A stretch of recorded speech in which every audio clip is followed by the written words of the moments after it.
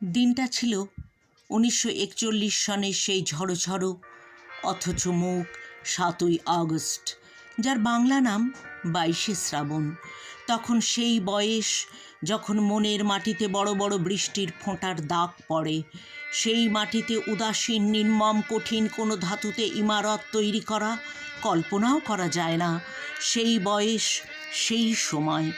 জানতাম তিনি কলকাতায় আনিত চেতনা অচেতনার মাঝখানির চৌকাঠে অনিশ্চিত অবস্থায় আচ্ছন্ন।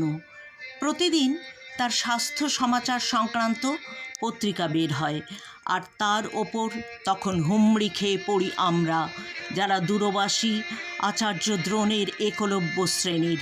কুয়াশা কেটে ফেটে মাঝে মাঝে যেমন কাঞ্চনজঙ্ঘার রৌদ্রাভর শুভ্র রূপ দেখা দেয়, তেমনি তখনও চলছে মুখে মুখে রচনা, প্রায় প্রত্যহ একটি অবিশ্বাস্য সেই সব ঘটনার সাক্ষী তখনকার প্রভাতী পত্রিকাগুলোর কয়েকটি সংখ্যা।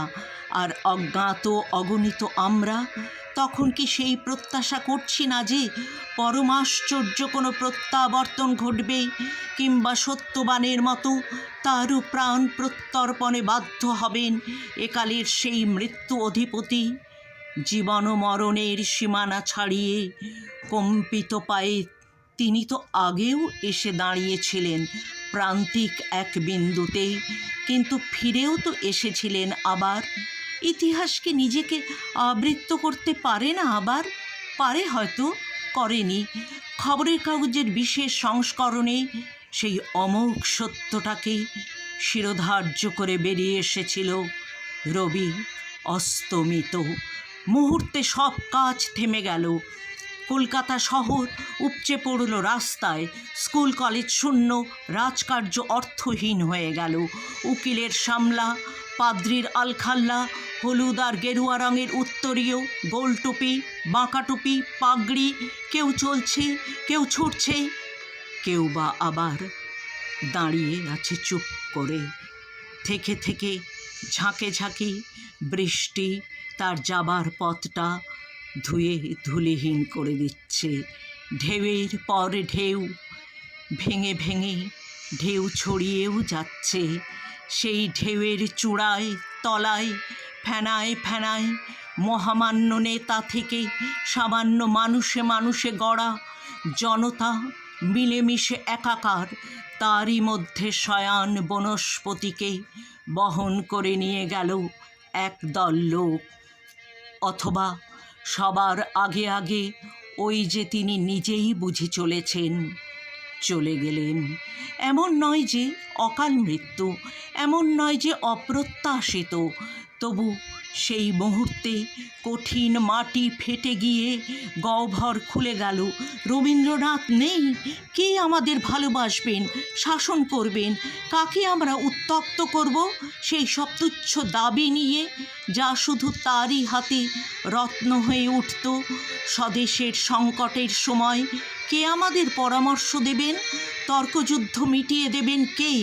জগৎটাকে এনে দেবেন আমাদের দরজায়?